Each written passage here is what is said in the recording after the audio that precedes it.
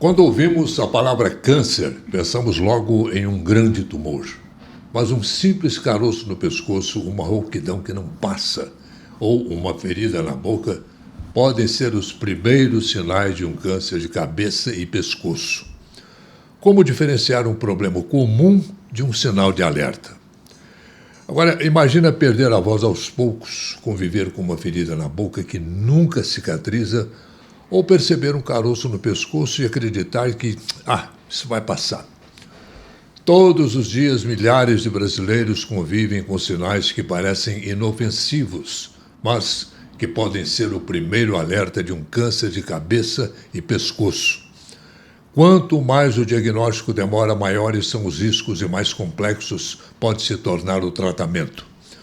Hoje nós vamos conversar com dois especialistas que convivem diariamente com esse desafio.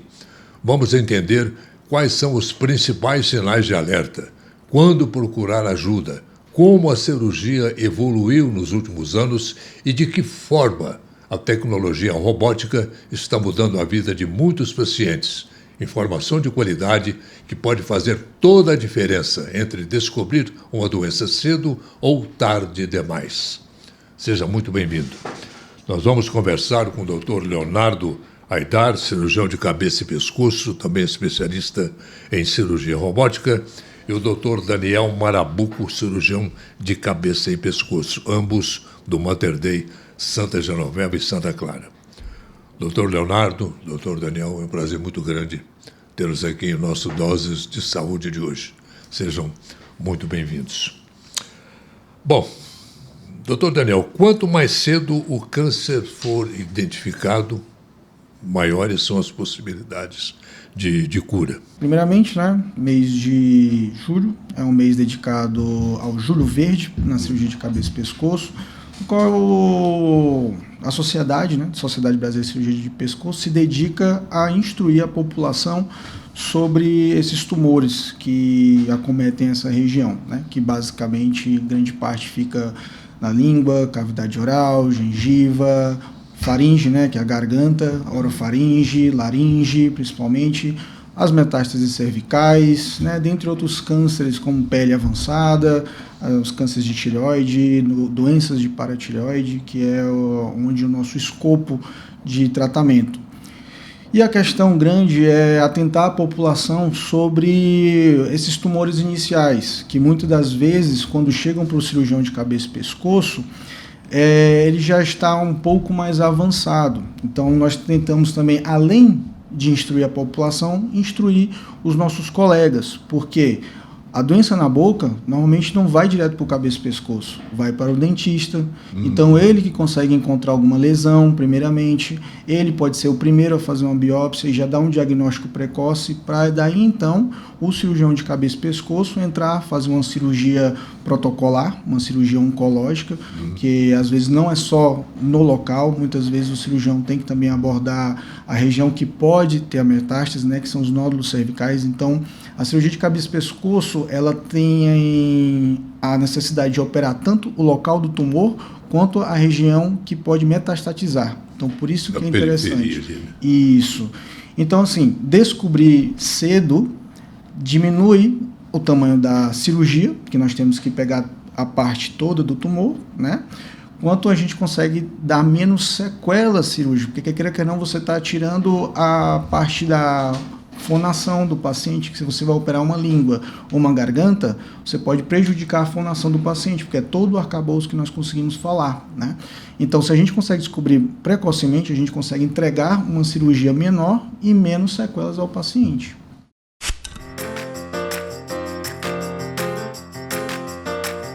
Chegaram os novos limpadores perfumados Azulim Perfumes de Casa. Edição especial Perfumaria Fina. Um toque de sofisticação, com 5 fragrâncias exclusivas para seus ambientes. Ameixa negra, pera inglesa e frésia, bambu, chá branco e flor de laranjeira. Azulim, a vida pede, a Start faz. Dr. Leonardo, conforme o Dr. Daniel falou, é uma cirurgia tanto mais complexa, porque envolve uma região muito nobre, do nosso corpo. que é essa região aqui da boca, do pescoço, da cabeça. Como é que é essa complexidade que o senhor vê?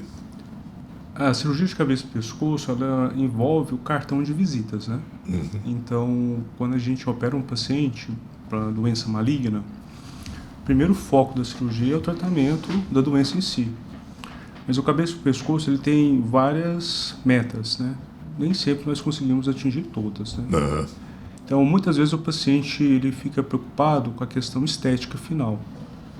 Então, como o Dr. Daniel explicou, cada momento da doença vai pedir um tipo de cirurgia diferente. Quanto mais cedo é diagnosticada a doença, menor é a cirurgia, menor é a perda estética, menor é a perda funcional. Quanto mais avançada é a doença, maior é a perda funcional, maior é a perda estética. Sim. Mas a gente tem que entender que cirurgia, na história da doença, é um momento da doença. Existe um momento que a doença deixa de ser tratada com cirurgia. A cirurgia já não traz benefício de tão avançada que a doença já se tornou. Então, na cabeça e pescoço, diferente de outras especialidades cirúrgicas, o cirurgião de cabeça e pescoço ele trabalha com muitas variáveis que torna, às vezes, o tratamento muito difícil para a gente. Isso vai muito pelo estágio da doença, né? Que nem toda doença, nem todo câncer, vamos partir agora para a cirurgia robótica, nem todo câncer pode ser tratado pela cirurgia robótica. Na cabeça e pescoço, a cirurgia robótica, ela vem sendo introduzida nos últimos anos, mas ela tem uma aplicação muito específica, né? A gente viu que para tumores de orofaringe, nos estágios iniciais, tem um bom desempenho, porque o tumor de orofaringe é o tumor que acomete lá atrás da língua, né? Então é um local muito difícil de operar pela boca, porque o espaço de trabalho é muito pequeno. Já que as pinças robóticas são muito pequenas, a gente consegue ter uma liberdade de trabalho muito grande, um conforto de trabalhar. O acesso mais fácil, né? Justamente, porque para operar lá atrás da boca, muitas vezes a gente tem que cortar a mandíbula do paciente, ou seja, a morbidade de cirurgia é muito grande. Mas para outros tumores, né, a gente tem visto que tem um desempenho ou semelhante à cirurgia convencional, né, a depender do treinamento do cirurgião. Mas a grande aplicação da robótica na cabeça e pescoço são os tumores orofaringe no estágio 1, no estágio 2, né? Quando o tumor se torna mais avançado, aí não, aí a cirurgia tradicional é a melhor opção. O importante é que a gente volta naquela discussão, né, que seria interessante a gente conseguisse operar a maioria dos pacientes, né, nos estágios mais iniciais, mas não é a realidade. É aquilo que você falou, né? É o cartão de visita, né? Por exemplo, se atinge as cordas vocais. É comum o câncer atingir cordas vocais? Sim. O câncer de laringe, né, que é a topografia que a gente utiliza, que pega as cordas vocais, acaba sendo comum nos pacientes que normalmente tem uma associação com o consumo do tabaco e o consumo do álcool. Mais tabaco do que o álcool. Porém, quando os dois estão associados, é muito maior a chance de ter algum problema de prega vocal. E acaba que, normalmente são pacientes que acham que tem uma rouquidão permanente, porque quer não, você tem aquela voz do tabagista, que é uma voz um pouco mais grave, e acredita que aquilo ali é o normal, só que à medida que ele vai evoluindo, o tumor, né, aquela voz grave começa a ser uma voz mais áspera, aquela voz mais áspera traz um pouco de dificuldade para respirar, e aí demora para encontrar o tumor, né.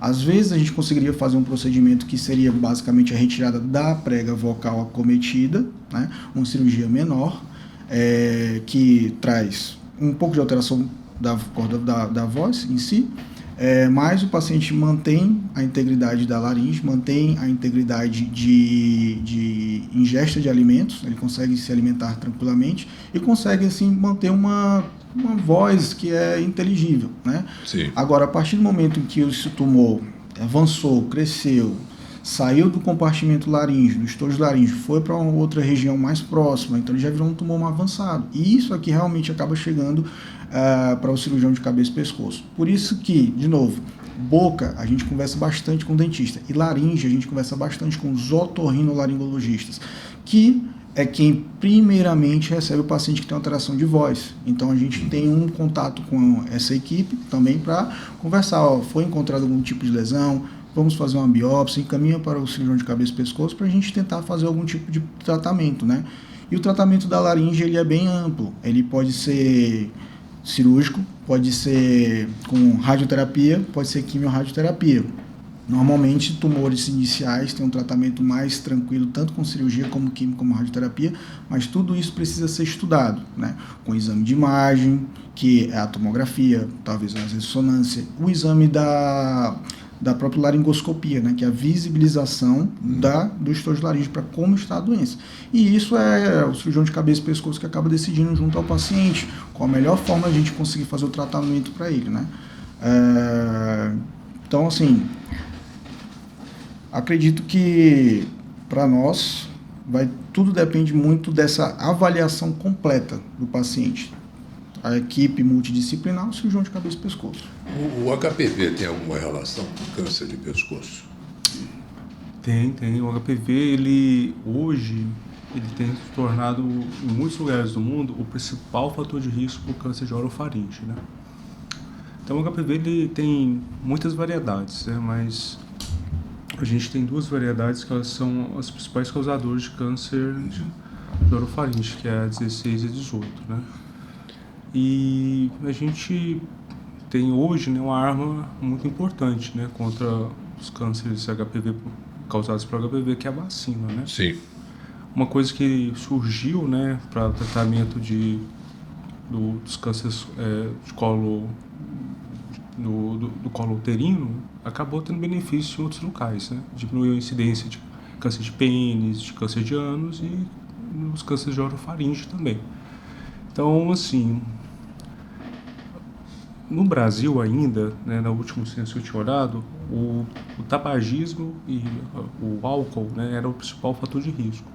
Mas já que é mais comum na população jovem, né, o câncer HPV relacionado, a tendência com o tempo é essa curva mudar até no Brasil, né? Isso é mais comum a gente ter câncer HPV positivo aqui, que é um câncer que até responde melhor ao tratamento adjuvante, o Dr. Daniel explicou, né?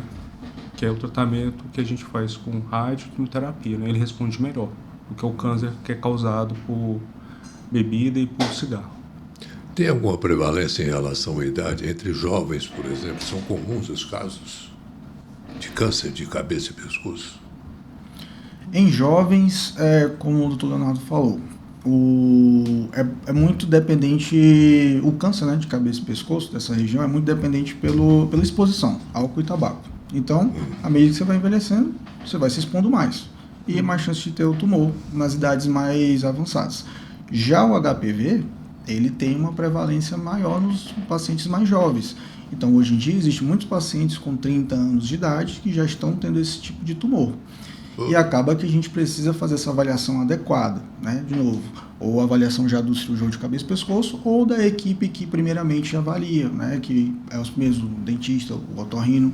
Daí, a necessidade de encaminhar para o cirurgião de cabeça e pescoço, a gente tentar fazer uma biópsia, descobrir qual é aquele tumor, se aquele tumor tem alguma prevalência relacionada com o HPV, que isso dá uma boa forma de a gente fazer o tratamento, né? Robótica, tratamento adjuvante, né, que é quimiorradioterapia. Então, assim, tem essas duas modalidades, né? O jovem está associado com o HPV e o paciente mais velho, né, associado com o consumo de álcool e tabaco. Dentre outros cânceres, né, o de pele, né, o câncer de pele avançado, ele é mais a questão de exposição solar. Também são tumores mais relacionados com a exposição. Então, são pacientes de pele clara, que se expuseram por muito tempo ao sol, né? Normalmente, o que a gente recebe muito no nosso consultório é o paciente mais velho que era lavrador ou trabalhava muito ao sol, né? Então, acaba que é também um tipo de tumor que tem muito essa relação de tempo de exposição. Uma rotina tranquila pede soluções práticas. Seu patrimônio pede o melhor cuidado. As conquistas profissionais pedem planejamento. E a sua saúde financeira pede Unicred. A Unicred oferece um atendimento personalizado e toda excelência em produtos e serviços financeiros. Assim, enquanto a gente cuida do seu dinheiro, você tem mais tempo para cuidar de todo o resto. Sua saúde financeira pede Unicred. Tem alguma, como é que eu vou dizer, uma predisposição genética para contrair essa doença? Existe, mas assim, são casos muito raros, né? Normalmente é estilo de vida. Na verdade, eu costumo falar para meus alunos que o câncer de cabeça e pescoço ele é um câncer fofoqueiro, né? Ele é um câncer que, desde o comecinho, ele grita que ele existe. Para você fazer o diagnóstico precoce de câncer de cabeça e pescoço, basta um exame físico, basta o médico querer olhar. Porque tudo que a gente vem falando aqui para o senhor, alteração da voz, é uma coisa perceptível numa conversa, alteração numa ferida na boca, basta olhar dentro da boca do paciente. Alteração de pele, uma feridinha na pele, basta olhar a pele. Nenhuma hora a gente falou que você precisa de um exame adicional para fazer a primeira suspensão. E o que a gente vem martelando também ao longo dessa conversa, que o cirurgião de cabeça e pescoço, ele não anda sozinho, né? Normalmente a gente que efetua o tratamento principal, a gente não faz o diagnóstico, na grande maioria das vezes, porque, primeiro, porque é uma especialidade rara, né? Não é uma especialidade que tem muitos no Brasil. Segundo, porque a grande massa das pessoas que têm contato com isso são os médicos generalistas, os dentistas. Então é importante que sempre tenha suspeita daquilo que não evolui do jeito esperado. Fiquei rouco. Não melhora a rouquidão? Mas por que não melhora a rouquidão? Deve ter um porquê. Tem uma ferida. A ferida não cicatriza? O que é esperado da ferida? Que cicatrize, né? Qualquer ferida, né? Então você vê que não é um câncer que a gente nenhuma hora falou, precisa de uma tomografia para suspeitar, precisa de uma ressonância para suspeitar, precisa do quê? Conversar e examinar o paciente. Só isso. Então é um câncer que, se for para pensar, o investimento para fazer a detecção precoce é muito baixo. O que faz, o mais importante aqui é a formação do profissional. Ele sempre suspeitar que possa ser câncer. Né? A gente também tem uma visão viciada, porque o cirurgião de cabeça e pescoço sempre acha que é câncer. Né? Eu até falo para os pacientes, a gente sempre acha que é câncer e depois a gente acha que não é o câncer. Normalmente o médico acha que não, isso é benigno, não é câncer. A gente, pelo contrário, a gente pensa, isso é maligno, não era maligno, então é benigno. Aí entra também, né, para vocês dois, a escuta, né, no consultório, né? A conversa com o paciente, a predisposição no gosto que tem por determinados alimentos, por exemplo. O alimento, ele influi, determinado tipo de alimento, pimenta, essa coisa toda, pode influenciar de alguma forma nisso? Muito pouco. O que já saiu com relação a, assim, até a Organização Mundial de Saúde foi consumo de embutidos, mas é muito raro também. Muito raro. Essa questão da alimentação não tem uma forte ligação, né? Então, normalmente não é, mas a gente segue o que a Organização Mundial de Saúde convém, né? Cuidado com os embutidos. Os embutidos têm radicais livres, são defumados, tem que ter cuidado. Tudo bem, mas a alimentação, tranquilo. Né? Isso aí, de novo, é tudo o conjunto que vem do paciente. Ele é uma pessoa que fuma o cigarro dele, toma a bebida dele e aí aproveita o petisco. E o petisco normalmente é isso, são defumados, são esses alimentos mais ultraprocessados. É igual o tal do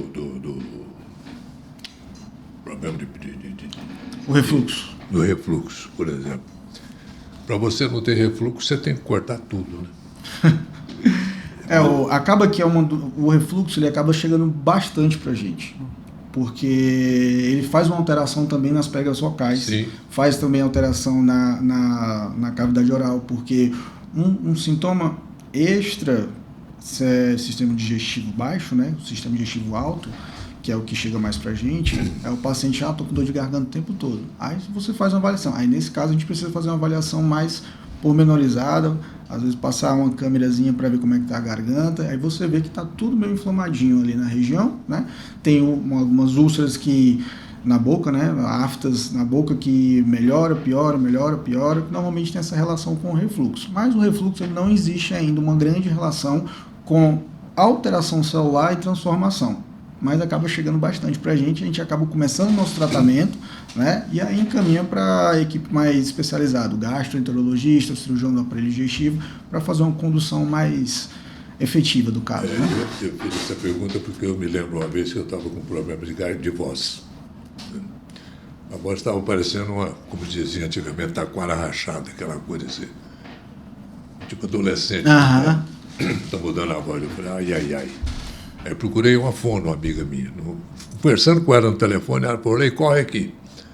Aí eu fui lá. Ela olhou tudo tal, examinou. Falou, o seu problema é refluxo. Eu falei, pô, mas o que tem refluxo a ver com... Ela falou, tem tudo. Aí foi me dar a explicação. Que o refluxo sobe e queima os corpos. Isso. Tem caso até de queimar a língua, né? Sim. Como foi o caso. É justamente as úlceras aftoides, que são sistemas extra o sistema digestivo, né? Que começa a subir, e às vezes tem paciente até que tem rinite, pra você ter ideia. Sobe tão alto que ele tem rinite. Que isso? Aí tem que tratar bem, às vezes tem que descobrir o que é lá embaixo, às vezes não está funcionando muito bem a defesa, porque o nosso esôfago ele tem 2 esfíncteres, né? duas travas. Sim. Uma trava próxima ao estômago, uma trava próxima aqui à região do pescoço, né? Às vezes tem algum problema lá embaixo, está muito ácido, às vezes é o de cima que está um pouco latente, não está deixando muito preso, então a gente tem que tratar a acidez também do paciente, porque aí ele pode realmente vir com esses sintomas respiratórios. E aí eu falei com ela, falei, como é que faz com isso? Ela falou, não, vou te passar um regime, uma dieta. Rapaz, chegou num ponto assim, eu falei, escuta, tomar água pode, respirar pode. Nada podia, mas graças a Deus passou. Quando que é indicada uma biópsia, por exemplo, para esse tipo de caso? Bom, a cabeça e pescoço, apesar de ser um local pequeno do corpo, né, a gente no começo citou uma variedade de locais específicos, né? Então, vamos colocar, por exemplo, a rouquidão, né? Então, 30 dias de rouquidão a gente tem que avaliar por que permanece rouco, né? Uma ferida na língua, né? Então, consumo para os alunos o exemplo da sopa quente. Na casa da avó, sua avó fez uma sopa, né? Você vai tomar a sopa, queimou a língua. Quanto tempo a língua melhora? Em média, 72 horas. Você nem lembra daquela queimadura na língua, uma queimadura superficial. Então, a tendência de cicatrização na cavidade bucal é muito rápida, né? Então, 14 dias já é uma ferida muito suspeita da língua, né? 14 dias. 14 dias. Então, vai depender do local que apresenta, né? Mas o interessante em cabeça e pescoço é que o paciente te queixa quando ele te procura, né? Que não está melhorando. Acho que tem uns 2 dias, passou um paciente comigo que tem um câncer de língua avançado. Ele tratou 6 meses uma afta. Aí uma hora eu pergunto pro médico, doutor, mas uma afta dura tanto tempo assim? Ele mesmo não sabia que uma afta não durava tanto tempo. Entende? Então, é aquela coisa, se você acredita que o diagnóstico é e não está evoluindo de forma esperada, talvez não seja aquilo que você acha que é, né? Então é sempre ficar desconfiado, né? Então você está tratando uma afta de cavidade bucal. Não está melhorando como uma afta tende a melhorar? Não, talvez não seja uma afta. E é o que a gente falou, né? Nós todos, na grande maioria, somos muito semelhantes. O que muda, muitas vezes, as doenças que nós desenvolvemos ao longo da vida são o nosso estilo de vida, né? O que nós fazemos na saúde, né?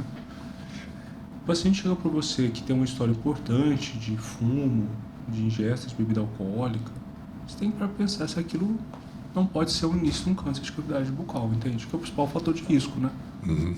Então, muita gente fala assim, mas tem um fator genético? Tudo bem, pode ter síndromes que facilitam você ter determinado tipo de câncer, mas a grande maioria dos cânceres são resultados de estilo de vida. Paga pelo erro, né? Eu acho que a gente pode falar que paga pela desinformação, né?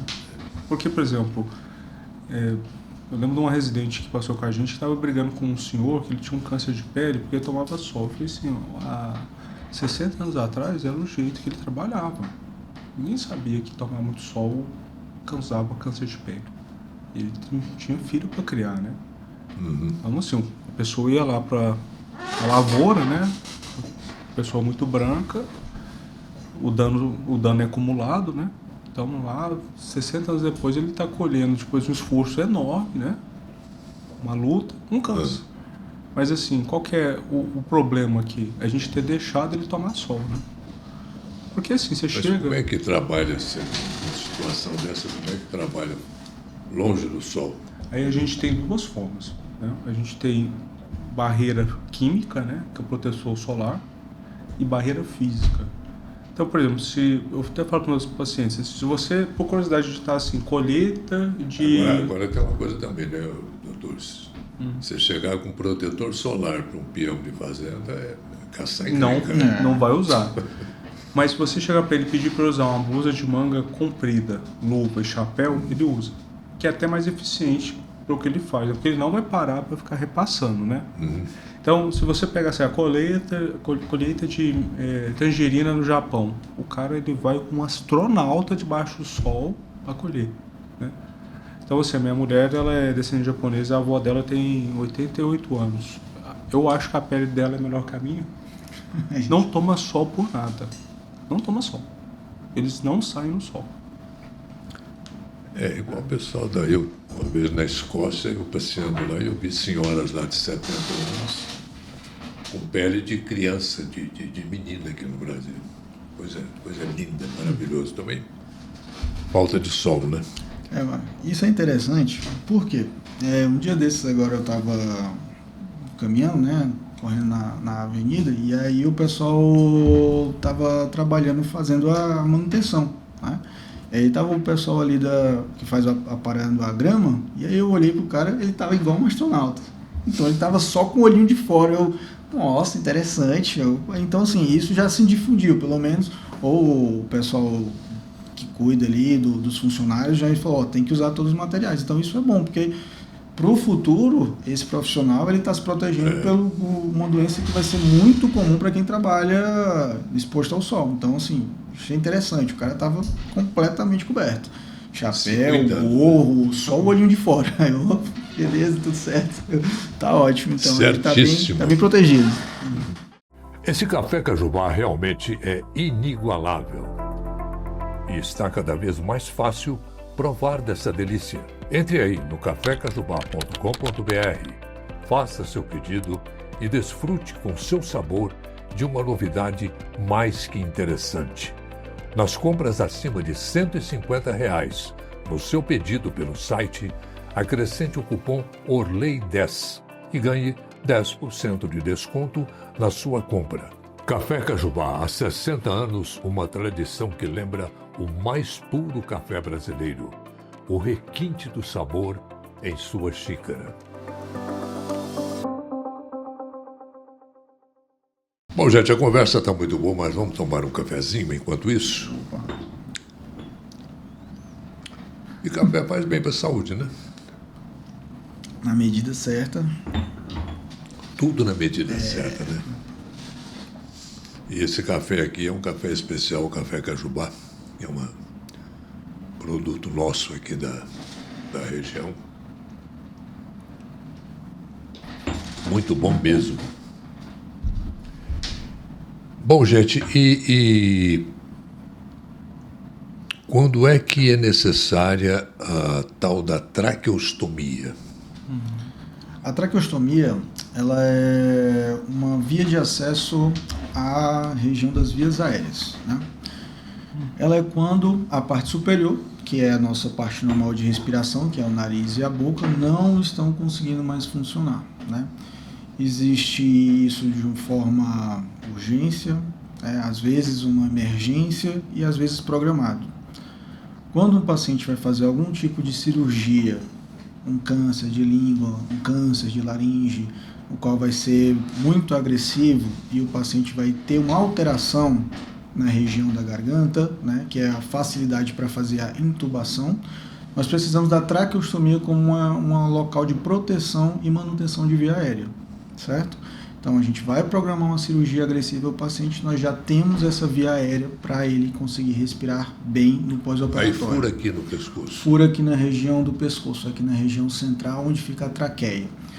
E aí, quando a gente prepara o paciente para isso, às vezes pode ser só uma ponte de tratamento, que a gente retira a traqueostomia, como também pode ser ad eterno, que é quando a gente vai fazer uma laringectomia, que é a retirada das pregas vocais como um todo, e o paciente precisa daquela via aérea para respirar, certo? Então a traqueostomia é esse tipo de procedimento. Alguns pacientes que chegam com algum trauma, que isso é comum, paciente acidentado, paciente chega no pronto-socorro por algum tipo de ambulância, né? E ele tem algum trauma da região da garganta ali, da boca, ele precisa de uma via aérea de imediato, a traqueostomia é a melhor via de acesso e é interessante ser feito por uma equipe especializada, uma equipe que consegue fazer esse procedimento de forma acurada, né? De forma efetiva, para garantir sucesso nesse procedimento. Tem muita lenda em torno disso também, né? Muita conversa, vamos dizer assim, de acidentes.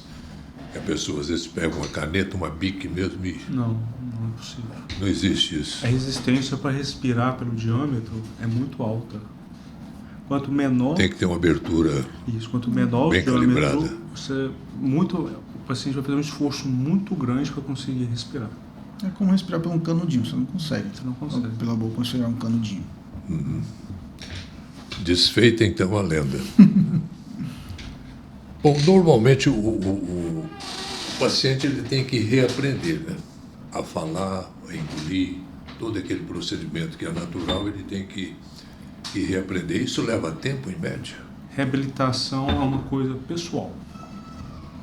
É como... Depende de cada um. É como cada criança vai ter uma idade que vai andar. Algumas vão demorar mais tempo, outras vão demorar muito tempo, algumas não conseguem andar por uma série de motivos, né?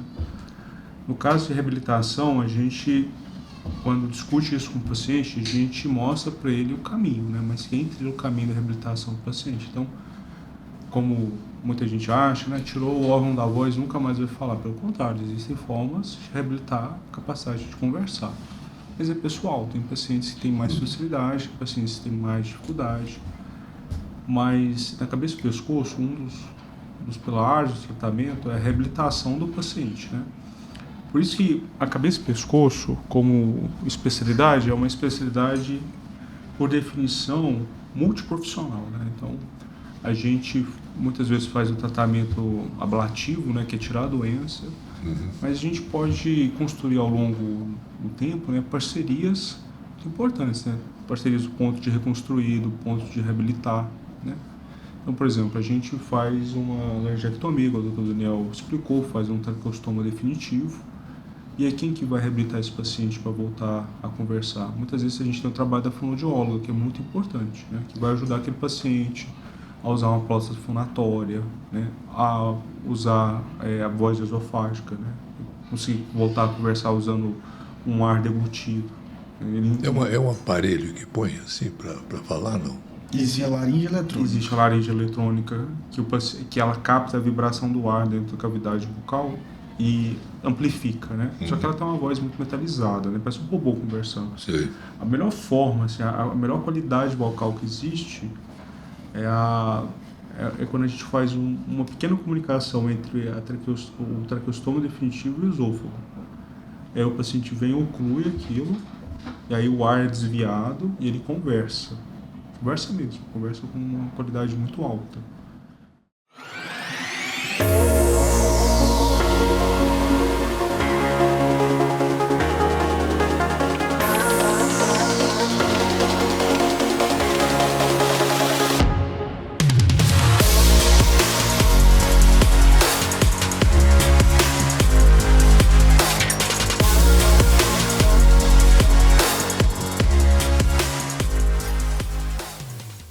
Existe uma prevalência de surgimento de câncer de cabeça e pescoço em homem ou mulher? Depende do câncer, né? Depende do câncer. Depende do câncer, né? Tireoide é mais comum em mulheres, cavidade bucal é mais comum em homens. Porque depende também do fator de risco, né? Bom, glândulas salivares, tireoide e grandes vasos sanguíneos são os músculos responsáveis pela mastigação e deglutição. São os alvos preferidos, né, do câncer nessa área. Existe falando em glândula salivar, né? Nós temos glândulas salivares maiores e glândulas salivares menores, né? As glândulas salivares maiores são parótida, glândula submandibular e sublingual. É mais comum ter alguns tumores nessas glândulas salivares do que nas glândulas salivares menores, que ficam dentro da cavidade oral com pequenas glândulas que fazem a nossa salivação. Quanto maior a glândula, maior a chance de ela ter um tumor e maior a chance de ter um tumor benigno. Quanto menor a glândula, menor chance de ser um tumor, porém a chance de ser um tumor maligno é maior. A glândula parótida, ela fica localizada na região próxima aqui da mandíbula. E é uma localização muito comum de aparecer carocinhos que podem se confundir com tumores da glândula parótida. Então é muito interessante que o paciente que sente alguma coisa nessa região procure avaliação do cirurgião de cabeça e pescoço. Isso por quê? Quando nós operamos essa glândula, a parótida, nós temos uma estrutura muito nobre, que é o nervo facial.